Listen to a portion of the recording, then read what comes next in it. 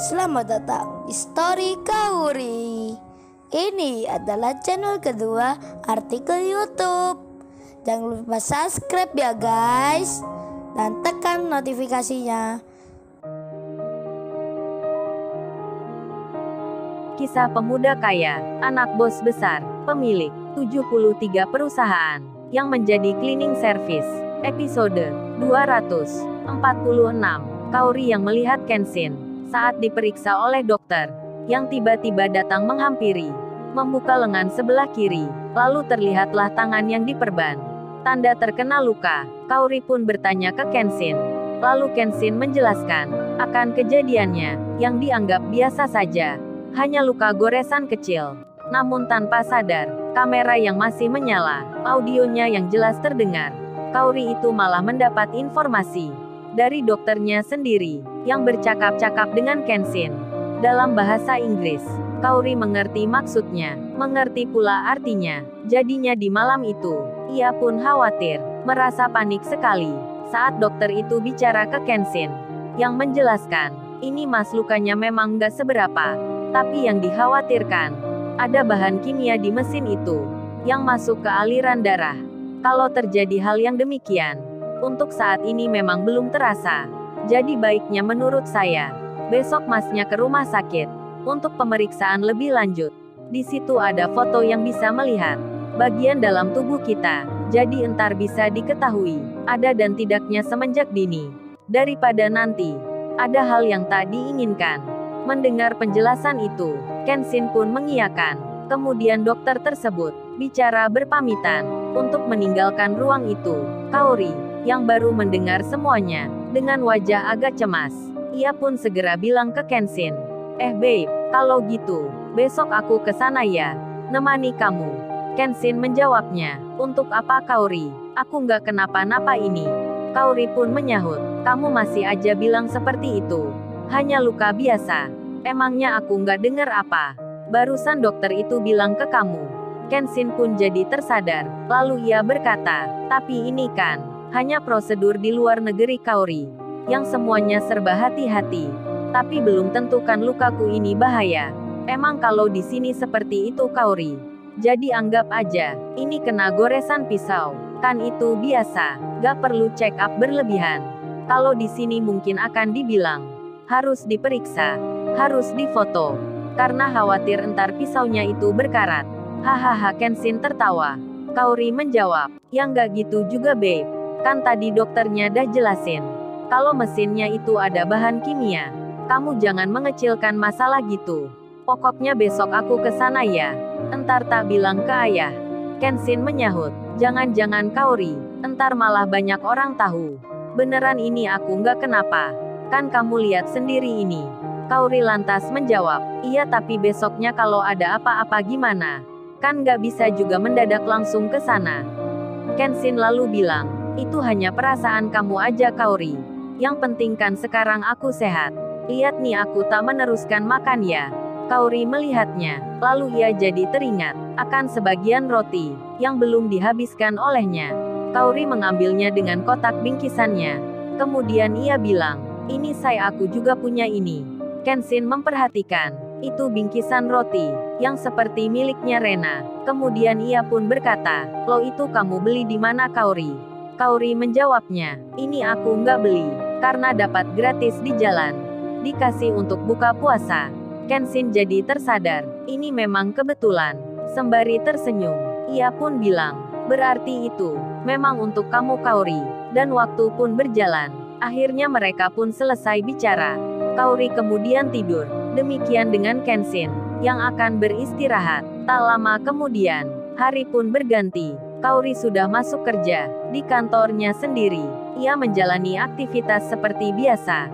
Hingga saat itu, di waktu siang hari, terdengar kabar berita. Staf-staf penting di sini termasuk ayahnya, seperti sedang tergesa-gesa. Mereka semua berkumpul bersama, berada di dekat mobil-mobilnya, yang nampak bersiap akan keluar.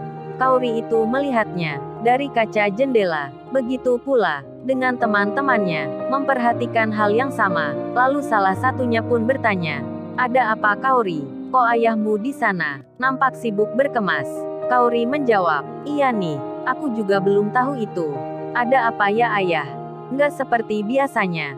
Kemudian temannya Lala bicara, coba tanya aja Kauri, barangkali ada yang penting.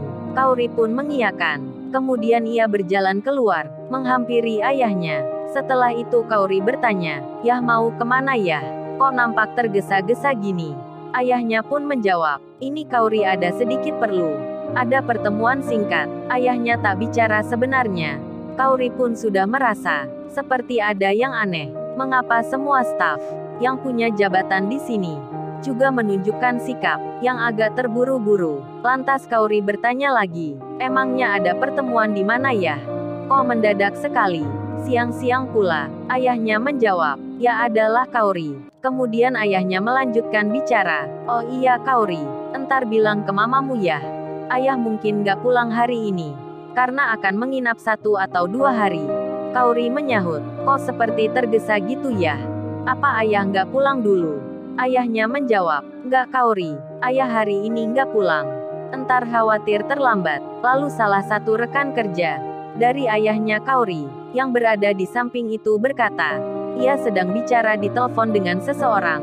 Ini Pak, kita semua ditunggu di bandara. Pakai pesawat pribadinya bos. Jangan sampai datang telat ya. Kauri mendengarnya akan percakapan itu. Ia pun lalu bertanya, emangnya mau kemana ya? Kok naik pesawat bersama? Ayahnya langsung saja menjawab, keluar negeri Kauri. Ada pertemuan di sana. Kauri lagi-lagi masih merasa ada hal yang aneh. Hingga ia pun bertanya ke teman ayahnya. Berjalanlah Kauri mendekat ke salah satu staf tersebut, yang saat itu sedang memasukkan barang di mobilnya. Kauri lantas bertanya, emangnya mau kemana Pak David? Kok buru-buru gini? Naik pesawat pula? Yang ditanya pun menjawab, dengan apa adanya. Oh ini Mbak Kauri, kami barusan dapat kabar dari London, jika Tuan Muda Kenshin sedang mengalami kritis di rumah sakit, akibat bahan kimia yang mengalir ke darah. Saat mendengar berita itu, Kauri pun shock jadinya. Langsung menangis dirinya. Pak David pun melihatnya, kemudian berkata, kok Mbak Kauri ini nangis? Ada apa nih? Di saat Kauri yang panik itu, merasa sedih, khawatir dan bingung, Pak David malah dapat telepon. Datangnya dari rekan di London. Ia pun menjawabnya, dengan seperti tak percaya. Apa-apa kamu bilang? Tuan Muda emangnya kondisinya gimana? Rekannya yang ada di London itu menjawab. Pak David pun ikut bilang, apa katamu Tuan Muda? Sudah nggak sadarkan diri. Kondisinya terlambat. Kauri mendengarnya. Ia pun pingsan jadinya. Di saat itu, di kondisi yang demikian, ia segera terbangun dari mimpinya yang mengerikan ini. Kauri pun lalu duduk di tempat tidurnya, sambil kedua tangannya mendekap wajahnya sendiri. Lalu dilihatnya jam dinding yang sudah menunjuk di pukul 3 dini hari. Kauri pun lantas bicara sendiri, syukurlah kalau gitu, ini hanya mimpi. Kemudian, ia mengambil handphonenya yang ada di sebelahnya. Dilihatnya nomor Kenshin yang baru mengirim pesan yang berucap ungkapan, selamat tidur Kauriku, moga kamu mimpi indah, aku sayang kamu, tertanda Kenshin. Saat membacanya, Kauri pun tersenyum, sedikit lega hatinya. Ia pun lalu membalasnya, aku juga sayang kamu. Tulisan itu disertai foto yang bergambar merah jambu. Lalu Kauri melanjutkan tidurnya lagi. Kemudian, beberapa jam pun telah lewat. Waktu pagi sudah nampak kembali.